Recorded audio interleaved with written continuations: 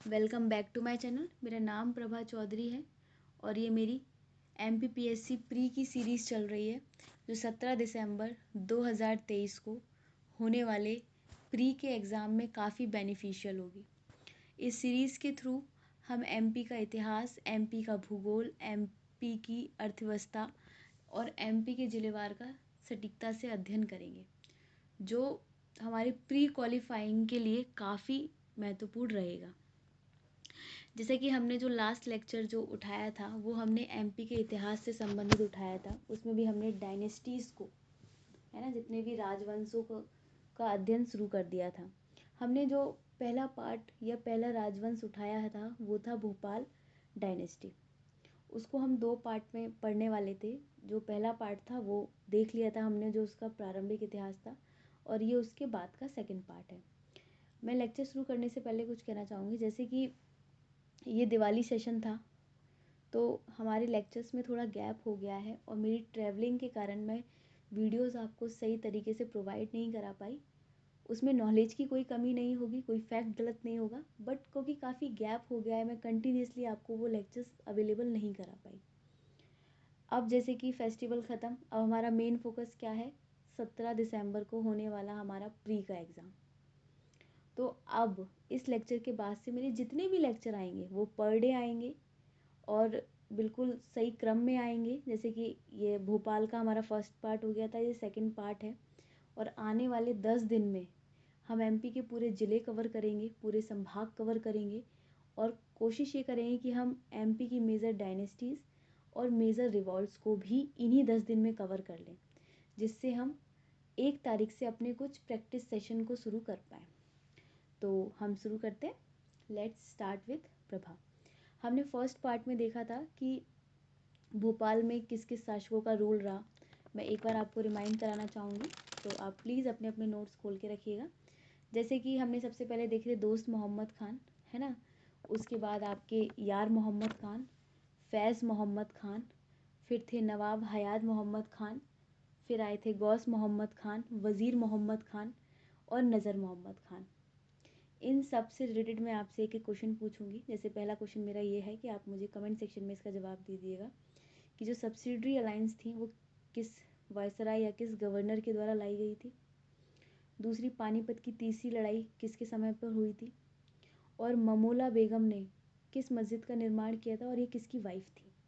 अब हम आगे पढ़ेंगे किसका, बेगमों का शासन, है ना। तो एक बार हम पहले इनकी क्रोनोलॉजी देखेंगे और मैंने आपसे जो भी सवाल पूछे उनका जवाब प्लीज़ आप मुझे कमेंट सेक्शन में ज़रूर दीजिएगा। अगर हम बात करें तो जैसे कुदैशिया बेगम, शाहजहाँ बेगम, सिकंदर बेगम, फिर शाहजहाँ बेगम और सुल्तान कैखुसरो जहाँ बेगम। अब आप लोग कंफ्यूज ये हो रहे होंगे कि जो ये शाहजहाँ बेगम है ये 1 और 2 क्यों नहीं है, क्योंकि ये एक ही व्यक्ति है। क्योंकि जब ये सबसे पहले राजगद्दी पे बैठी तो ये एक अल्प आयु की शासिका थी।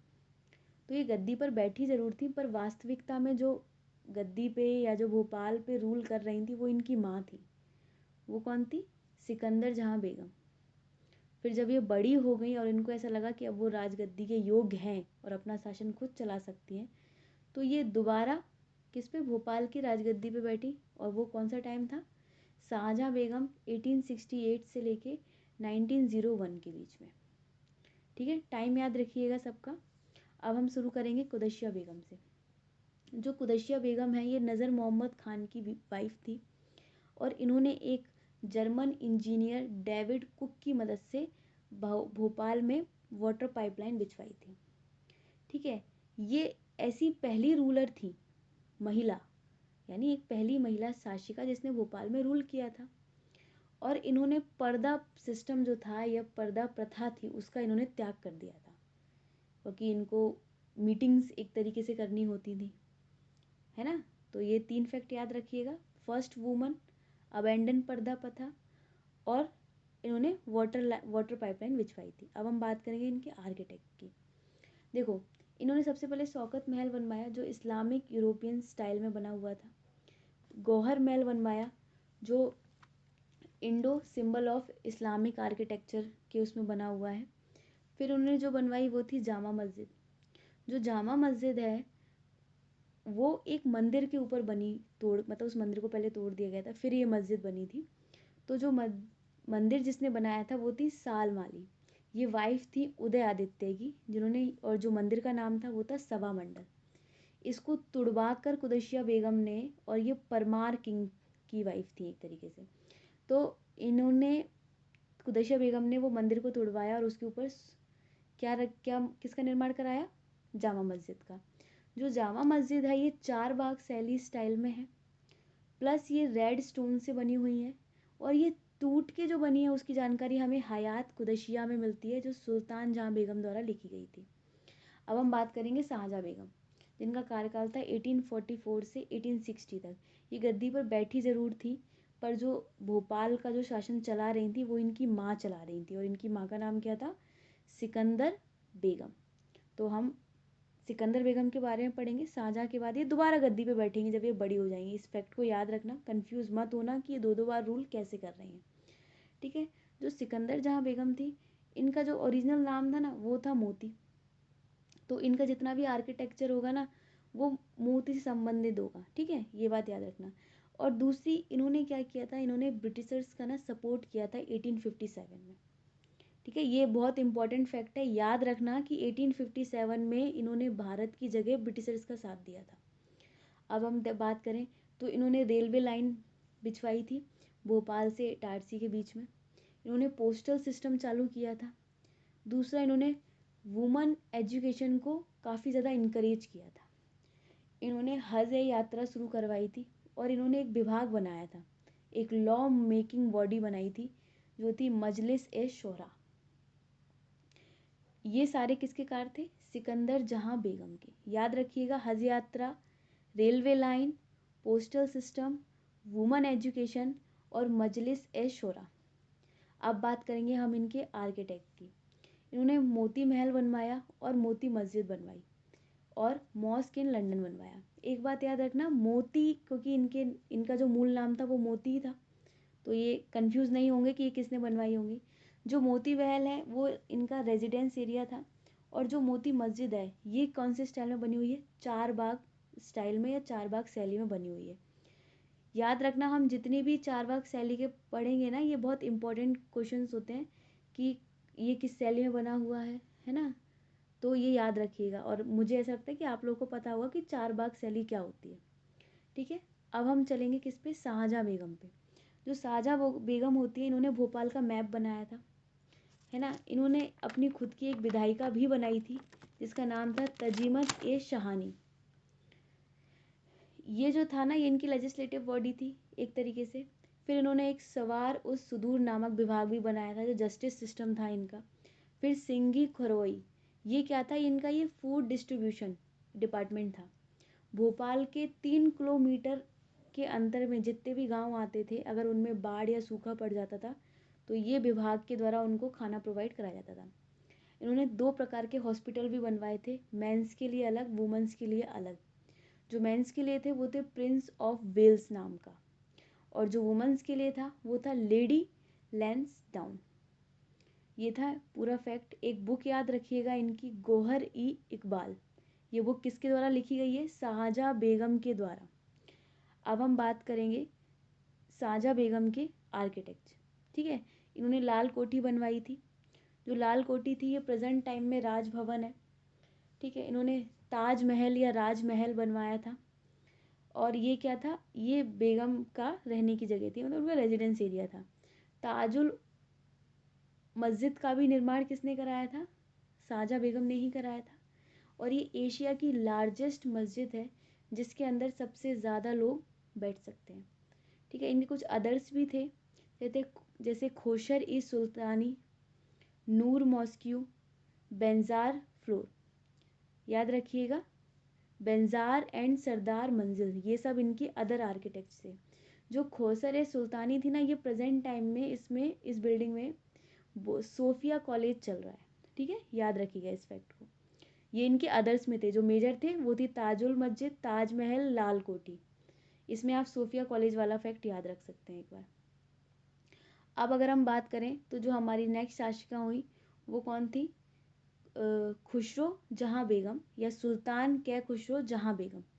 ठीक है, इनको ना सरदार अम्मा के नाम से जाना जाता था। इन्होंने ना एक सबसे डिफरेंट काम ये किया था कि इन्होंने ना क्रिमिनल्स के ना फिंगरप्रिंट्स को रखना शुरू कर दिया था। मतलब उस समय फिंगरप्रिंट्स को ऐसे प्रिजर्व करके रखना बहुत बड़ी बात होती थी। और इनका दूसरा सबसे इम्पोर्टेंट ये था कि ये ना फर्स्ट चांसलर रही थी 1920 में अलीगढ़ मुस्लिम यूनिवर्सिटी की। ठीक है, इन्होंने नूर अस सभा नामक एक महल टाइप का बनाया था जो अभी प्रेजेंट में हेरिटेज होटल के नाम से जाना जाता है। ठीक है, याद रखिएगा इनका वाइस चांसलर कौन सी यूनिवर्सिटी की थी, अलीगढ़ यूनिवर्सिटी की थी 1920 में। ठीक है, नूर शाह पढ़ लिया हमने, इनके फिंगरप्रिंट पढ़ लिया, और ये इनकी कुछ आर्किटेक्चर जैसे Edward museum, central Hamidia library या सुल्तानिया हॉस्पिटल। ठीक है, ये थोड़ा इतना इम्पोर्टेंट नहीं है कि, बट बाकी जो मैंने अभी जितना भी बताया ना इनसे पहले की जो शासिका थी उनका, वो ज़्यादा मोस्ट इम्पॉर्टेंट है, तो याद रखिएगा। पर फिर भी एक बार दिमाग में रखिएगा, Edward museum, central Hamida library और सुल्तानिया हॉस्पिटल। अब हम बात करेंगे किसकी, जो नेक्स्ट रूलर हुए वो कौन थे, नवाब हामिदुल्ला खान। जो नवाब हामिदुल्ला खान थे ये बेटे किसके थे, सुल्तान के, यानी जो हमने अभी सुल्तान देखी ना, सुल्तान कै खुसरो जहाँ बेगम। ठीक है, इनकी दो बेटियां थी। देखो, एक तो इनमें ये फैक्ट याद रखना कि इन्होंने ना भोपाल में एक आर्कियोलॉजी विभाग बनाया था, है ना। दूसरा, जब भारत आज़ाद हुआ था उस समय ये भोपाल के नवाब थे। तीसरा, इनको इख्तार उल मुल्क के नाम से जाना जाता है। ठीक है, और इन्हीं के समय में 1 जून 1949 को भोपाल का मर्जर हो गया था, किसमें, इंडिया में। इनकी दो बेटियां थी, एक थी आबिदा और दूसरी थी साजिदा सुल्तान। जो आबिदा थी ये इनकी एक तरीके से एल्डर डॉटर थी, और वो इन्हीं को गद्दी पे बिठाना चाहते थे, लेकिन उन्होंने मना कर दिया क्योंकि वो पाकिस्तान जाना चाहती थी।